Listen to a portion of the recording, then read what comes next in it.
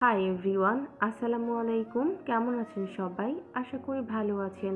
এখনও যারা আমার চ্যানেলটিকে সাবস্ক্রাইব করেননি তারা একটু কষ্ট করে সাবস্ক্রাইব করবেন। এখন চলুন বেশি কথা না বাড়িয়ে গল্পে ফেরা যাক। অরিয়ার যেবার এমন নির্লজ্জ ও অপ্রাসঙ্গিক প্রশ্ন শুনে আন্তরা মৃধার রাগে পিত্তি চলে গেল। তার ইচ্ছে করছিল এই মুহূর্তেই মেয়ে দুটোকে কষে দুটো থাপ্পড় মারতে। তার মতো এত সিনিয়র একজন ব্যক্তিত্বের সামনে বসে কিভাবে এরা এমন ফাজিল মার্কা প্রশ্ন করতে পারে। বুকের ভেতরে ক্ষোভের আগুন দাউ দাউ করে জ্বলে উঠলেও তিনি মুখে চরম ধৈর্য ধরে রাখলেন। হাত দুটো শক্ত করে মুষ্টিবদ্ধ করে নিলেন। নখগুলো যেন হাতের তালুতে দেবে গেছে। তবে দীর্ঘ বছরের অভিজ্ঞতায় নিজেকে সামলে নেওয়াটা তার জন্য কঠিন কিছু ছিল না। ঠিক তখনই অরি খুব কৌতূহলী ভঙ্গিতে আন্তরা মৃধার দিকে তাকিয়ে আবার জিজ্ঞেস করলো, আচ্ছা আন্টি, সারিম কি নগ্ন হয়েই জন্মেছিল? আন্তরা মৃধা মুখ খোলার আগে যেবা অরির মাথায় হালকা একটা গাঁটটা মেরে বলে উঠল, আরে গাধা, বাচ্চারা তো জন্ম নেওয়ার সময় নগ্ন হয়েই জন্মায়। তুই কি ভেবেছিলি সারিম ভাই থ্রি পিস পরে দুনিয়াতে এসেছে নাকি? যেবার কথা শুনে অরি জিভ কেটে হেসে উঠল। আন্তরা মৃধার রাগ তখন চরম সীমায় পৌঁছেছে, কিন্তু পরক্ষণেই তার মাথায় একটা কুটিল বুদ্ধি খেলে গেল। ভাবলেন, এই মেয়ে দুটোকে এখন যত অবহেলা বা হালকা ভাবা যাবে তার কাজের পথ ততই সহজ হবে। এরা এখন যা খুশি বলুক, এতে তার আসল উদ্দেশ্য থেকে এদের ধ্যান সরে থাকছে। মুখবয়বে রাগ মুহূর্তেই মিলিয়ে গিয়ে আন্তরা মৃধার ঠোঁটের কোণে ফুটে উঠল এক বিষাক্ত বাঁকা হাসি। ঠিক সেই মুহূর্তেই ঘরের খোলা দরজা দিয়ে ভেতরে প্রবেশ করলো বাড়ির কাজের মিয়া শাহিন। ঠিক সেই মুহূর্তে ঘরের খোলা দরজা দিয়ে ভেতরে প্রবেশ করলেন বাড়ির শাহিন মিয়া। হাতে একটা ট্রে নিয়ে দাঁড়িয়ে ইতস্তত করে বললেন, অরি ম্যাম, নিচে আপনার সাথে দেখা করার জন্য একজন এসেছে। অরি কিছুটা অবাক হয়ে প্রশ্ন করলো, কে এসেছে আঙ্কেল? শাহিন মিয়া বিনীত ভঙ্গিতে বললেন, বাহিরে একটা ছেলের গাড়ি নিয়ে দাঁড়িয়ে আছে, বলল উনি নাকি আপনার ফ্রেন্ড, আপনাকে একটু ডেকে দিতে বললেন। ফ্রেন্ডের কথা শুনে অরি একটু ভাবলো, এই অসময়ে কে আসবে? তার ফ্রেন্ড বলতে তো জেবা ছাড়া আর কেউ নেই। কৌতূহল নিয়ে অরি বিছানা ছেড়ে উঠে দাঁড়ালো নিচে গিয়ে দেখার জন্য। অরিকে একা উঠতে দেখে আন্তরা মৃধা চটজলদি জেবার দিকে তাকিয়ে বলে উঠলেন, জেবা, তুমিও অরির সাথে যাও। অরির এখন যা শারীরিক অবস্থা, একা একা নিচে নামা একদম ঠিক হবে না। তুমি পাশে থাকলে আমি একটু নিশ্চিন্ত হব। আন্তরা মৃধার মুখে এমন দরদি কথা শুনে জেবা মনে মনে অবাক হলেও মুখে কিছু বলল না। সেও দ্রুত উঠে দাঁড়িয়ে অরিকে ধরে বলল, চল, আমি তোকে সাহায্য করছি। অরি জেবার দিকে তাকিয়ে মৃদু হেসে বলল, আরে না, আমি ঠিক আছি, তুই কষ্ট করে নিচে যাস না, একটু বিশ্রাম নে। কিন্তু জেবা শুনল না। সে অরির হাত ধরে সাবধানে বলল, একদম বেশি কথা বলবি না, আন্টি ঠিকই বলেছে, এই অবস্থায় তোকে একা ছাড়া যাবে না, চল আমার সাথে। দুজনে একসাথে ধীর পায়ে ঘর থেকে বের হয়ে সিঁড়ি বেয়ে নিচে নেমে এলো। আন্তরা মৃধা আড়াল থেকে তাদের যাওয়ার দিকে তাকিয়ে এক অদ্ভুত দৃষ্টিতে হেসে উঠলেন। বাড়ির সীমানার প্রাচীরের বাহিরের গেটের কাছে আসতেই অরি ও জেবা দেখতে পেল রাস্তার এক পাশে একটা ধবধবে সাদা গাড়ি দাঁড়িয়ে হেলান দিয়ে দাঁড়িয়ে আছে আরাফ। অরি তাকে দেখে কিছুটা অবাক ও আনন্দিত হয়ে এগিয়ে গেল।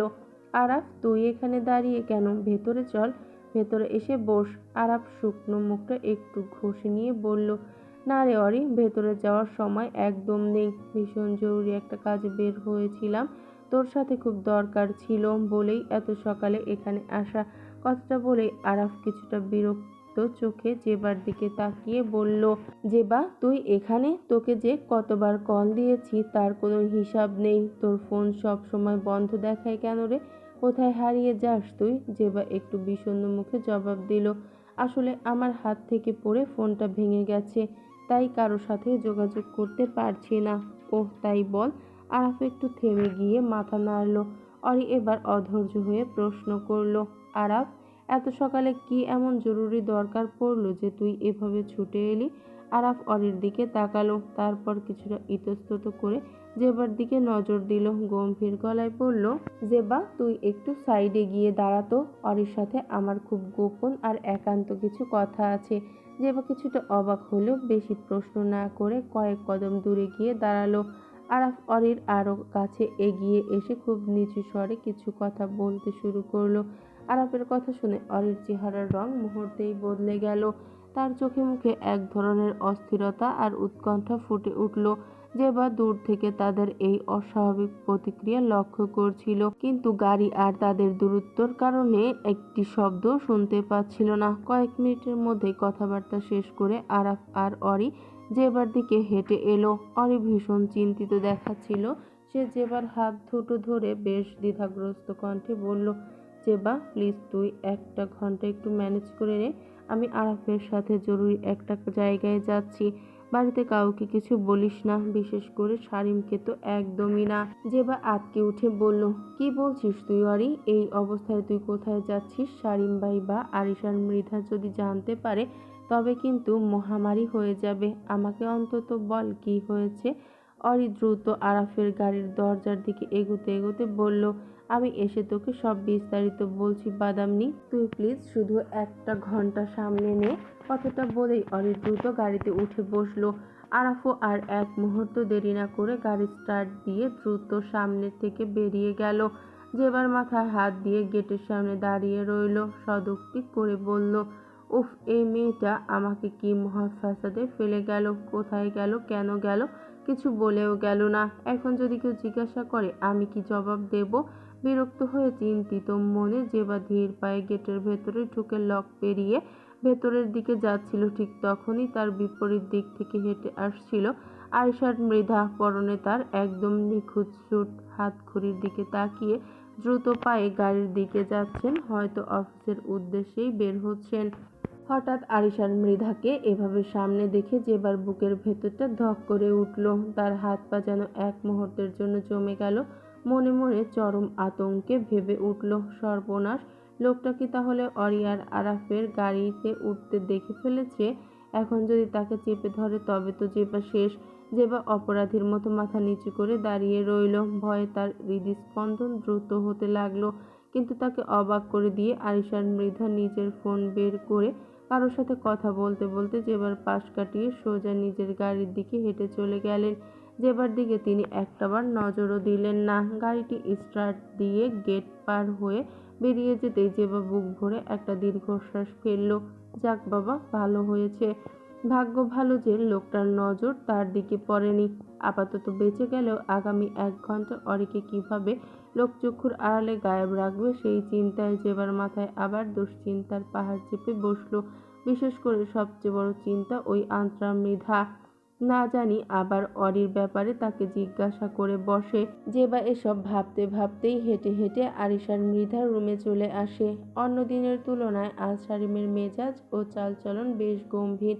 পুরো অফিসে এক ধরনের থতমত নীরবতা বিরাজ করছে। আর তার এই অতিরিক্ত গাম্ভীর্যর কারণে আলভি ভয়ে থরথর করে কাঁপছে। আগে শারিম কত আজাইরা কাজ আলভিকে দিয়ে করাতো, টুকটাক আড্ডাও দিত, অথচ আজ সামান্য ভুল হলেই যেন আগুনের স্ফুলিঙ্গ ঠিকরে বের হচ্ছে।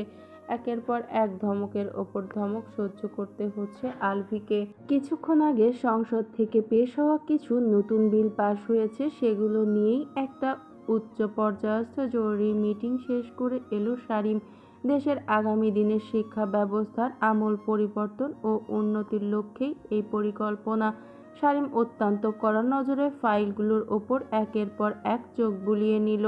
তারপর ফাইলগুলো আলভির হাতের ওপরে সজোরে ধরিয়ে দিয়ে গম্ভীর কণ্ঠে নির্দেশ দিল, এগুলো শিক্ষা সচিবের কাছে এখনই পৌঁছে দাও। সামনে বিভিন্ন বিশ্ববিদ্যালয়ের অ্যাডমিশন পরীক্ষা, তাই প্রস্তুতি যেন একদম করা হয়। কাজের ক্ষেত্রে আমি কোনো প্রকার গাফিলতি দেখতে চাই না, মনে থাকে যেন। আলভি ঢোক গিলে ভয়ে ভয়ে বলল, জি জি স্যার, আমি এক্ষুনি ব্যবস্থা করছি। শারিম আর এক মুহূর্তও দাঁড়ালো না। টেবিলের ওপর থেকে গাড়ির চাবিটা হাতে তুলে নিয়ে হনহন করে রুম থেকে বেরিয়ে গেল। আজ পুরোটা সময় কাজের ভেতরে থাকলেও শারিমের মন প্রাণ পড়েছিল শুধুই অরির কাছে। অরির শরীরের যে অবস্থা আর কাল রাতের ঘটনার পর থেকে তাকে একা ফেলে রাখা শারীমের জন্য চরম যন্ত্রণাদায়ক ছিল। বাধ্য হয়েই সকালের জরুরি মিটিংটার জন্য তাকে আসতে হয়েছিল।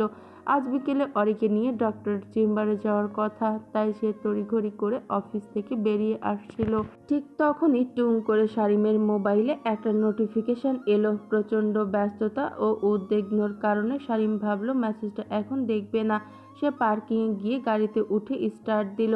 আজকে আর সাথে কোনো ড্রাইভার নেয়নি, নিজেই ড্রাইভ করছে। গাড়ির প্রধান ফটক পেরোতেই তার ফোনে আবারও একটা টুং করে নোটিফিকেশনের শব্দ হলো।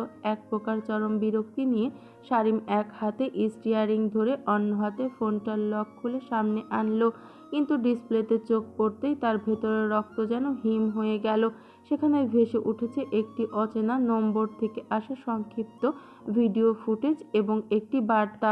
ভিডিওটি অন করতেই শারীমের চোখ মুখ শক্ত হয়ে উঠল, চোয়াল শক্ত হয়ে চেপে বসলো। চোখের দৃষ্টিতে নেমে এলো এক হিংস্র অন্ধকার।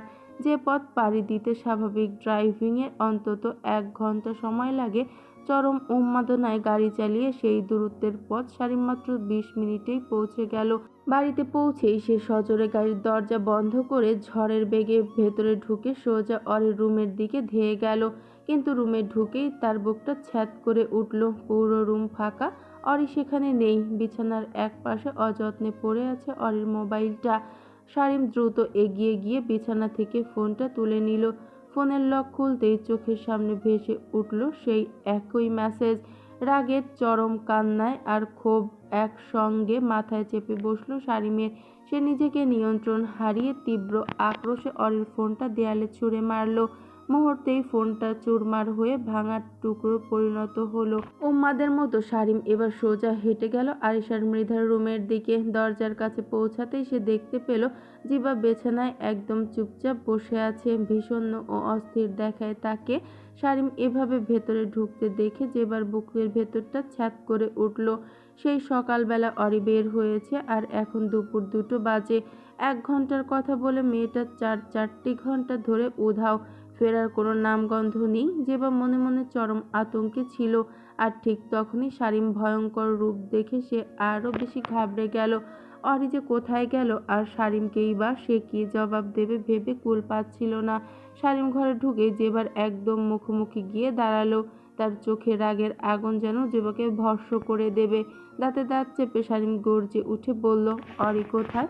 জেবার শরীর ভয়ে শিউরে উঠল। তোতলাতে তোতলাতে বলল, না মানে শারীম ভাই। শারীম চিৎকার করে উঠল, আনসার মি ড্যামিট, আমার অরিকে তুমি কোথায় পাঠিয়েছ? পরিস্থিতির হাতে বাহিরে চলে যাচ্ছে দেখে জেবা বাধ্য হয়ে সকালের ঘটে যাওয়া পুরো ঘটনাটা খোলসা করলো। কিভাবে আরাফ এলো, কিভাবে অরিকে ডেকে 1 ঘন্টার জন্য নিয়ে গেল, সবটাই বলল সে। কিন্তু জেবার এই কথা শুনে শারীমের রাগ কমলো তো দূরের কথা, সে অবিশ্বাসের দৃষ্টিতে তাকালো। জেবার কথা এক বর্ণও তার বিশ্বাস হলো না। পরিস্থিতি আরও নিশ্চিত করতে শারীম তৎক্ষণাৎ চিৎকার করে শাহিন মিয়াকে ডেকে পাঠালেন।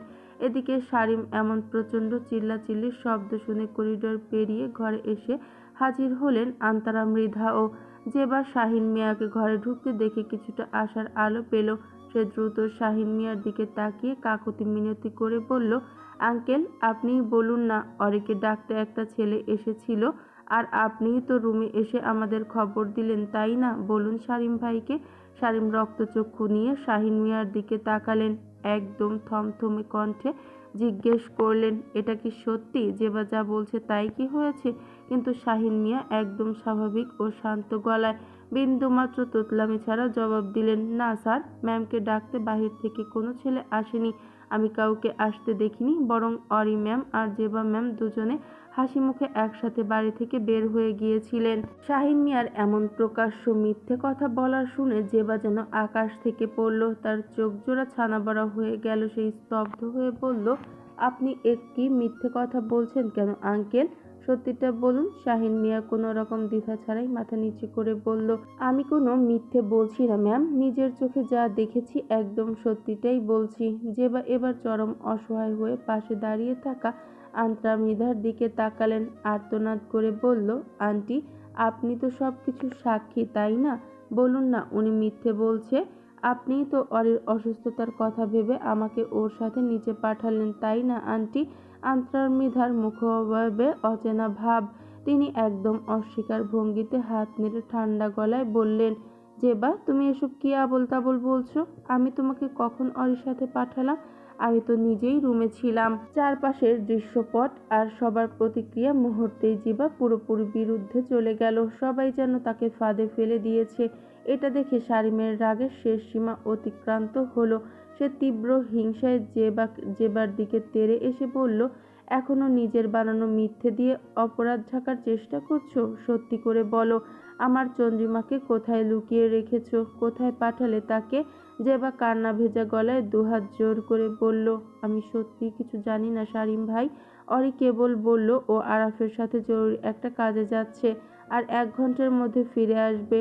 আমি তো ওকে বারবার বারণ করেছিলাম, কিন্তু ও শুনল না। শারিম আর নিজের ওপর নিয়ন্ত্রণ রাখতে পারল না। রাগের মাথায় আয়েশার মৃধার ঘরের সাইড টেবিলে কাচের শোপিস, টেবিল ল্যাম্প যা হাতের কাছে পেল সব কিছু মাটিতে আছড়ে ভেঙে গুঁড়িয়ে দিল।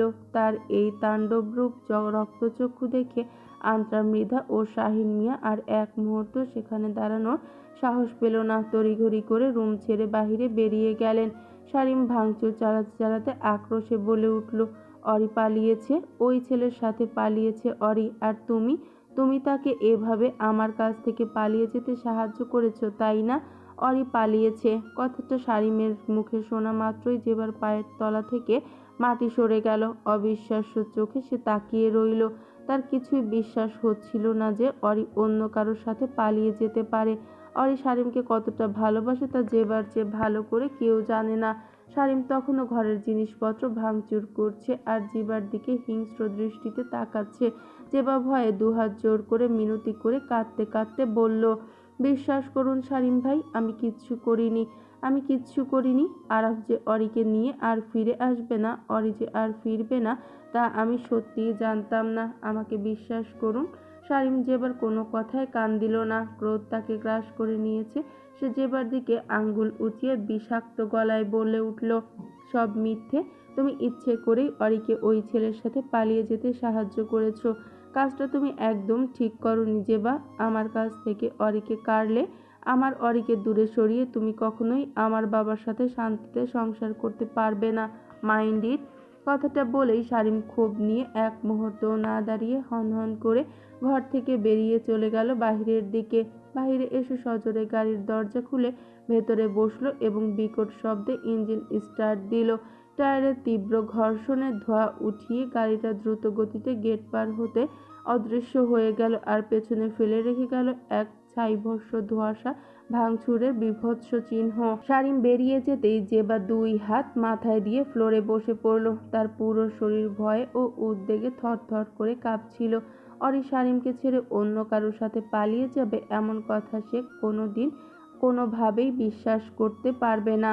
অরি শারিমকে কতটা ভালোবাসে, সে ভালোবাসা গভীরতা কতটা, তা জেবার চেয়ে ভালো আর কেউ জানে না। জেবার তীক্ষ্ণ বুদ্ধিতে মুহূর্তেই পরিষ্কার হয়ে গেল এই গোটা ঘটনার নৈপথ্য। এই বিষাক্ত মহিলা আন্তরা মৃধারই কোনো গভীর ষড়যন্ত্র রয়েছে। তাকে এবং অরিকে ফাঁদে ফেলার এই নিখুঁত চাল চেলেছেন তিনি। ঠিক তখনই দরজার মুখে এসে দাঁড়ালেন আন্তরা মৃধা। তার থতমত মুখে ফুটে উঠেছে এক কুটিল বাঁকা হাসি। জেবা রক্তচক্ষু ঘৃণায় তার দিকে তাকালো, যেন আগ্নেয়গিরির ক্ষোভ ঠিকরে বের হচ্ছে। আন্তরা মৃধা ধীর পায়ে ঘরে ঢুকে অত্যন্ত উপহাসের সুরে টেনে বলে উঠলেন, আহা, ভীষণ কষ্ট হচ্ছে তাই না, যখন নিজে নির্দোষ হয়েও অন্যের চোখে সবচেয়ে বড় দোষী সাব্যস্ত হতে হয়। কথাটি বলেই তিনি ঢং করে বিছানার উপর বসে পড়লেন। জেবা ফ্লোরে বসে দাঁতে দাঁত চেপে শুধু নিজেকে নিয়ন্ত্রণ করার চেষ্টা করছিল। তার ভেতরের রাগটা যেন ফুটন্ত জলের মতো টগবগ করছিল। জেবাকে চুপ থাকতে দেখে আন্তরা মৃধা আবারও নিচু গলায় জেবার কানের কাছে ফিসফিস করে বলে উঠল, বেচারি অরি এতক্ষণে নিশ্চয়ই ভুক্তভোগী হয়ে গেছে। ব্যাস, এই একটি বাক্যই জেবার সহ্য শক্তি শেষ বাঁধ ভেঙে দিল। নিজের গর্ভবতী বোনের মতো বান্ধবীকে নিয়ে এমন জঘন্য কথা শুনে জেবা আর নিজেকে ধরে রাখতে পারল না। এক লহমায় বাঘিনীর মতো লাফিয়ে উঠে সে আন্তরা মৃধার চুলের মুঠি শক্ত করে টেনে ধরল। তার গালে ও মুখে নখ বসিয়ে দিয়ে তীব্র ক্রোধে চিৎকার করে উঠল, জানোয়ারের বাচ্চা, তোর নোংরা মুখ দিয়ে অরিকে নিয়ে আর একটা শব্দও বের করলে তুই আমার বাবাকে খুন করেছিস। এবার যদি আমার অরির একটা আঁচড়ও লাগে তবে তোকে আমি নিজের হাতে খুন করব। আন্ত্রা মৃধাও ছেড়ে দেওয়ার পাত্রী নন। হঠাৎ এমন আক্রমণে তিনি চমকে গেলেও পর মুহূর্তেই জেবার চুলের মুঠি শক্ত করে আঁকড়ে ধরলেন। দুজনের মধ্যে শুরু হয়ে গেল তুমুল মারামারি ও হাতাহাতি। আন্ত্রা মৃধা একজন প্রাপ্তবয়স্ক নারী, তার গায়ের শক্তির সাথে জেবা পেরে উঠছিল না। চুল টানাটানি আর ধাক্কাধাক্কির মাঝেই আন্ত্রা মৃধা জেবাকে টানতে টানতে ঘরের বাহিরে করিডোর পেরিয়ে দোতলার সিঁড়ির একদম শেষ মাথায় নিয়ে এলেন।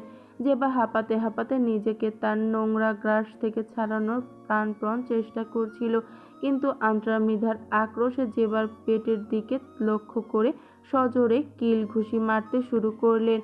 পেটের আঘাত লাগতেই জেবা যন্ত্রণায় কুঁকিয়ে উঠল। মুহূর্তের মধ্যেই তার মনে পড়ে গেল নিজের গর্ভে নিষ্পাপ সন্তানটির কথা। বাচ্চার প্রাণ বাঁচানোর তাগিদে আশঙ্কায় জেবা তার সমস্ত শক্তি একত্রিত করল। আন্ত্রা মৃধার কাছ থেকে পেট আর কোনো আঘাত আসার আগেই জেবা দু হাতে প্রচণ্ড গায়ের জোরে ধাক্কা দিল তাকে। সে অতর্কিত ধাক্কায় আন্ত্রা মৃধা সিঁড়ির শেষ ধাপে নিজের ভারসাম্য হারিয়ে ফেললেন। আহ! একটা ভয়ঙ্কর চিৎকার দিয়ে আন্ত্রা মৃধা সোজা দোতলার সিঁড়ি থেকে গড়িয়ে নিচতলায় ফ্লোরে গিয়ে পড়লেন।